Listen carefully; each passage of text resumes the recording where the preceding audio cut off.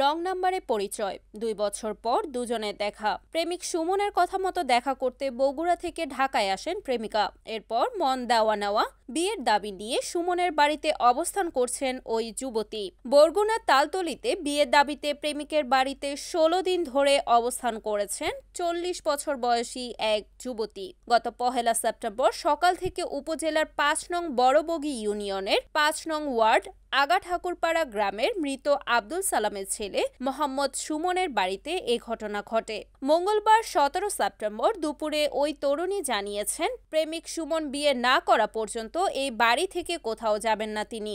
এদিকে সুমন তার বাড়িতে প্রেমিকার অবস্থান নেওয়ার পরই ঘর থেকে পালিয়েছেন। জানা গেছে, বগুড়ার জেলার গাবতলী উপজেলার তরফ সরতাজ গ্রামের ওই যুবতীর সাথে দীর্ঘ 2 বছর যাবৎ প্রেমের সম্পর্ক ছিল। সম্প্রতি মেয়েটি বিয়ের জন্য প্রেমিক সুমনকে চাপ দেয়, কিন্তু প্রেমিক সুমন তাকে বিয়ে না করার জন্য নানা তালবাহানা করতে থাকেন। ফলে গত 1 সেপ্টেম্বর সকাল থেকে প্রেমিককে বিয়ের দাবিতে তার বাড়িতে অবস্থান শুরু করেন ওই যুবতী। সুমনের মা জানান, ওই মেয়ে এই এলাকার অনেক ছেলেদের সাথে কথা বলেছে। এরপর আমার মেয়ের সাথে কথা বলে তার সাথে বন্ধুত্ব করেছে। এরপর আমার ছেলের মোবাইল নাম্বার নিয়ে 2 মাসের মতো কথা বলেছে। তারপরে ওই মেয়ে ঠিকানা নিয়ে আমার বাড়িতে এসেছে, বিয়ের দাবিতে অবস্থান করছে। ওই এলাকার ইউপি সদস্য আনোয়ার খান বলেন, খবর পেয়ে সুমনের বাড়িতে গিয়ে মেয়ের বক্তব্য শুনলাম। সে সুমনকে বিয়ে করতে চায়। অন্যদিকে সুমনের সাথে যোগাযোগ করা যাচ্ছে না, তার কোনো খবর পাওয়া যাচ্ছে না। ছেলেপেনের লগে কথা বলছে পর তারপর রং নাম্বার আসছে পর আমার মেয়ের লগে ফ্রেন্ড বানানোর পরে তারপর ও আমার সাথে কথা বলছে, আমার মেয়ের সাথে কথা বলছে। তারপরে এখানে আরও পোলাপান আছে, হ্যাগুর সাথেও কথা বলছে, এই সাব্বিরের সাথেও কথা বলছে, 3 প্যান নাকি খেলাইছে এরকম এর পর তারপর আমার থেকে নাম্বার নিয়ে আমার ছেলে 1 মাস কথা বলছিল ওর লগে যে তুমি তো আমার বোনের মতো, তা বোনের মতোই থাকো। আমার মেয়ে জানি একটু কী বলছিল, সেই পেনে রাগারাগি করছে, এই জন্য কইছে। তারপর 2 মাস কথা বলছে আমার ছেলে, আমার সুমন। তারপরে ওই মেয়ে ঠিকানা নিয়ে তারপর আমার বাড়ি আইয়ে পড়ছে। আসতে পর আমি 8 দিন আমার কাছে রাখছি, খাওয়াইছি। তারপর ওই মাইয়ে রাত্রে, বাবা আমি মিস কলও দিতে জানি না, আমি ফোনও নাম্বারও চিনি না। তারপর ওই মেয়ে আমার সিম ভাঙছে, দোনোটা মেমোরি ফালাই দিয়েছে। তারপর আমি বলছি যে দেখো, রাত 3টে বাজে তুমি এরকম করো কেন, তোমার কে কী করছে বলছে। তারপর ওই মাইয়ে ওই দরজা, আমি এবার প্রস্রাব করতে গেছি, এবার দরজা খুলছি, পায়ে এই আম্মু এই রাইতে দরজা খুলছো কেন, কে আইছে? আমি বাবা কেউ আয় নাই, তুই আমার ভুল বুঝিস না। এই কথা বলছি পর ও আমার বডিরে লইয়া লড়ান দেশে পর আমি সাজান বেয়ের যাইয়ে উঠছি যে দেখেন বে আমার মোবাইল দিয়া নিয়ে ও মিস কল দিয়েছে পরে বলছে যে সুমন আমার সাথে কথা বলে। এইবার ওই সাব্বিরের নানির কাছে গেছে মিস কল। এরপরে আবার আমি দৌড়ি ওই বেরিয়ে গেছি, ওই বেরিয়ে দরজা খুলছে গেছি পর আমি ওরে কইছি যে এই মাইয়া তুই আমার ছেলে কোথায়, কী করছো? তোরে বলে আমার ছেলে আনছে, তো আমার ছেলে তুই বুঝছে তুই না কী করছো, ছেলে আন তারপর তোর প্রমাণ।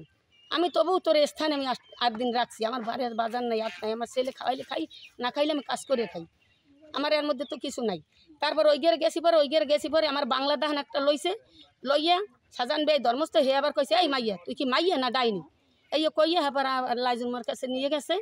নিয়ে যাওয়ার পর আমি এবার যাইয়া ওই দোকানের দ্বারা যাই বই রইছি, কানছি বইয়া কান্দে টানতে। এইপর আবার আমি সকাল আইছি, ওর ভাবে ও রইছে, আমার ভাবে আমি রইছি।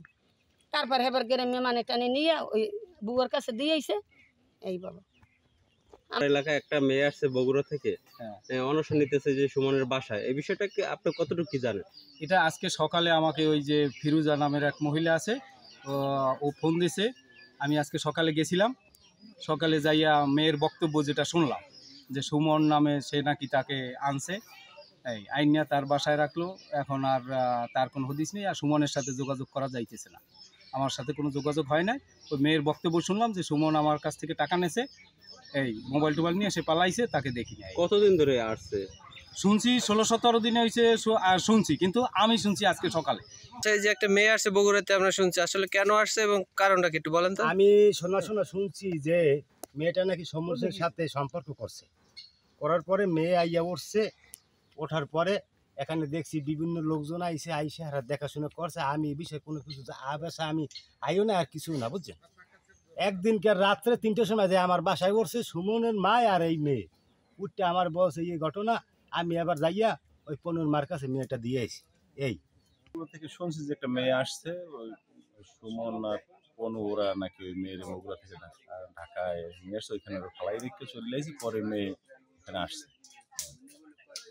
এ বিষয়ে আপনার আইনি কোনো পদক্ষেপ নিয়েছেন? সেদিন আমাকে বলছিল, তারপরে মেয়ে নিয়ে ইউনো সাহেবের কাছে গেছিল। ইউনো সাহেবকে মনে হয় ওরা সেদিন পায় নাই, সে ওই যে ট্রান্সফার হয়েছে এরকম কাজে ব্যস্ত ছিল, পায় না। পরবর্তীতে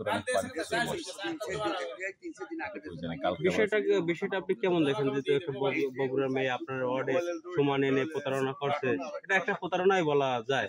বিষয়টা আপনি সমাজসেবক হিসেবে কেমন দেখেন? না, এটা তো মোটেই ভালো কাজ না, এটা তো অত্যন্ত সমাজবিরোধী একটা কাজ। যদি সে তার কোনো সম্পর্ক থাকে, সে বৈধ প্রক্রিয়া তাকে নিয়ে আসতো। কিন্তু যেদিন মেয়ে আসছে সেদিন সুমন পনু ওরা কেউ ছিল না এখানে।